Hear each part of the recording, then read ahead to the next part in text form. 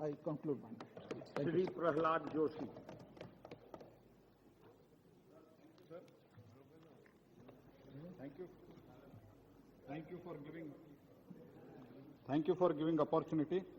In fact, I had asked to give the opportunity in illegal mining discussion under 193, but I have been given in this, and whatever it is, once a chance is given, I am thankful for that. Sir, this is basically for the allotment process, bringing transparency in the allotment process of the coal. And I have to say very briefly certain points. Sir, basically, this process, I mean, I have got one question in mind, that is about the question of auctioning. That both this steel producer and the power generator, both they participate in the auction process. This question has been raised even in the standing committee also, and that also, as far as I have gone through the report of the standing committee, that is not properly being satisfactory if it is replied. One is regulated, other one is not regulated. And in this context, I only request the Honorable Minister through you, sir, to give a proper clarification on this, because power is a most required. If at all we have to do the coal mining, it is for basically for the power generation. The country needs more power. Power is the damn necessity of the day. That's why priority has to be given to the power sector. I am not either favoring this side or that side. Basically, power is the need of our. That is my concern and my request to the Honorable Minister through you, sir. Second point which I would like to bring to the notice of the government is whether before bringing this amendment, this limited piece of legislation, whether they have considered the problem of the environment. Because as far as we know, though we are in the need of the electricity, and that is the need of the day, need of the hour, at the same time, the protecting of the earth is also our foremost and priority and the utmost responsibility of ours. To use the electricity generated, we should be alive in this world, we should be alive in this earth.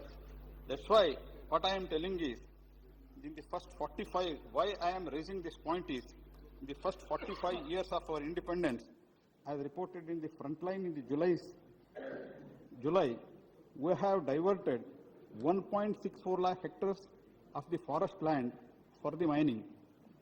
And it's an admitted fact also. And mining of the major and mineral has generated 1.4 billion tons of the waste, and in just 1 year in 2006. And iron ore mining in India has used in just 1 year 77 billion tons of water, which is sufficient for the drinking water needs of the 30 million population of the India. This is the situation. Whether before going into the mining of the coal or iron ore, is it not the duty of the government and all of us to take the environment aspect into consideration?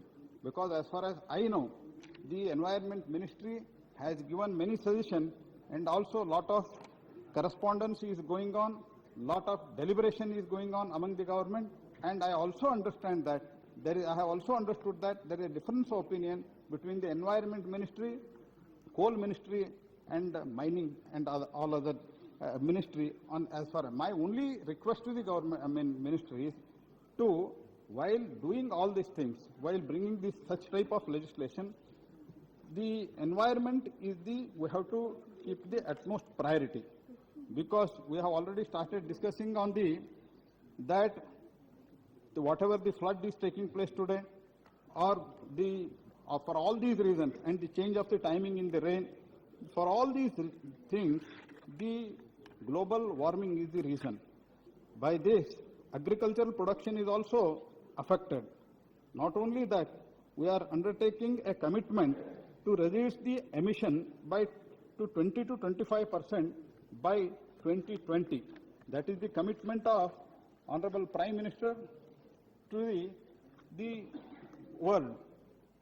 In that context, I would like to ask Minister, therefore, what I would like to suggest is strike the balance between the development, economic development, that is whatever we GDP, whatever you call, and the environment.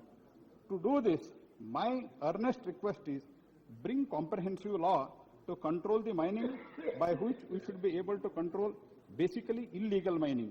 Sir, I would like to bring it to Honorable Minister through you, sir. We are aware that in our country, more than legal mining, illegal mining is more. According to one source, there are about 2,496 illegal mining as far as major mineral is concerned, and 28,055 illegal mining as far as the minor minerals are concerned, which is more than double the legal mining. Is it not necessary to control? Is it not the need of the hour to control the illegal mining, which is creating more hazards as far as the environment is concerned? Sir, finally, I have another suggestion. Because of the need of the electricity, we have no other option. We have to go for the coal mining. But though it is basically for the coal auctioning process this bill is brought, I have one request and one demand for the government. That is, as far as this iron ore is concerned, we have to ban it.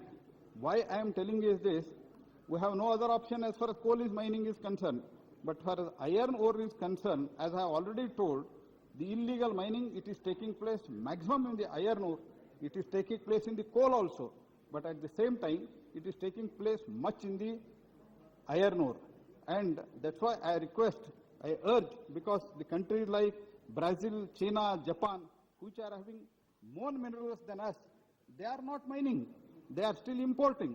China, they are having they are more richer than as far as natural minerals are concerned than us. But still, they are not mining. They are importing from India and giving some paltry amount to our exporters. They are importing, and our rich minerals, our resources are going to be exhausted, and we will be answerable. This was the next future generation, and they will curse us. For that reason, I would demand from the government to immediately bring a comprehensive legislation to ban all these things. And one more measure to restrain the illegal mining, I urge upon the government for the stringent vigilance at the ports. Instruct all the concerned officers at the ports to not even a single gram of iron ore is exported through all these ports. This is not in the government, not in the hand of any state government. Therefore, I would like to suggest, because one of the sources say, sir, let us understand, one of the highest mining, we stand within 10 ranking of the world as far as mining is concerned, which is alarming. That's why I have some 2-3 questions. Lastly, sir, I have only 2-3 questions as far as this piece of legislation is concerned. I have told some general thing as far as iron ore and other things are concerned. But as far as this particular piece of legislation is concerned, I have another 1-2-3 questions, sir. Whether this amendment provides relocation of such coal blocks which are not developed within the specific time, because they have taken permission previously before this bill come into the force. They have already taken permission. You have given permission to the many people. They are more than 60-70% people. They have not, I am coming, sir. Not even they are operating. They have not started developing. In such cases, whether this amendment provide for the reallocation of such coal blocks which are not developed within the specific time frame set by the ministry after allocation, and such blocks to be disposed of through policy initiative to provide the opportunity to the new bidders. This is question number 1, sir. Second is, this amendment do not contain clear provision for fixing the criteria in the evaluation of the blocks. What measures government contemplates in arriving the value of each block? It is not properly mentioned. That's why the amount of value I demand from the government to reply this. And finally, sir, whether the land map is clearly defined so far to avoid the This is the last allotment of the question. coal for bearing land establishing any other industry. Sir, finally, whether the proposed amendment makes sufficient provision for the process of resettlement and rehabilitation of the project affected Shri people. Ranjan Sir, lastly, one thing I would like to mention, in last 63 years, more than 2.4 crores have been displaced as far as this mining is concerned, whether it is coal or the iron ore or bauxite. More than 2.5 crores have been displaced, and not even 25% of them have been rehabilitated. The people, 2.5 crore people, they have been displaced. More than 2.5 crore people have been displaced, not even 25% of them have been rehabilitated. This bill or any has not taken into the consideration Please at all. conclude. That's why I demand from the minister to reply on this and also bring the comprehensive bill so that we can reserve our minerals, our rich resources for the next generation. Thank you very much, sir. Thank you, sir. Sir, I rise to support the Mines and Minerals Development